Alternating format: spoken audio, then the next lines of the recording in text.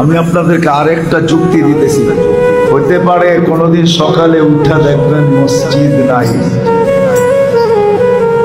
হাদিসে আছে। কোনোদিন সকালে উঠা দেখবেন মসজিদ নাই, উঠায় নিয়ে নিবে আল্লাহ। দুনিয়া যখন ধ্বংস করবে এর আগে আল্লাহ মসজিদ উঠায় নিয়ে যাবে। উঠায়া সকালে উঠা দেখবে মসজিদ নাই, উঠায় নিয়ে গেছে।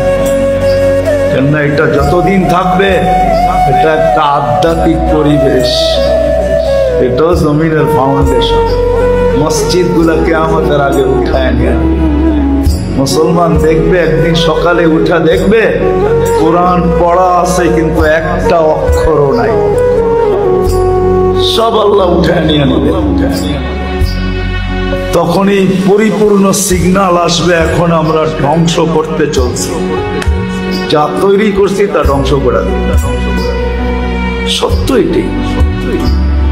কিন্তু আমরা যদি এর সাথে অগাধ মহব্বত রাখি, ভালোবাসা রাখি, একে আবাদ করি, আসা যাওয়া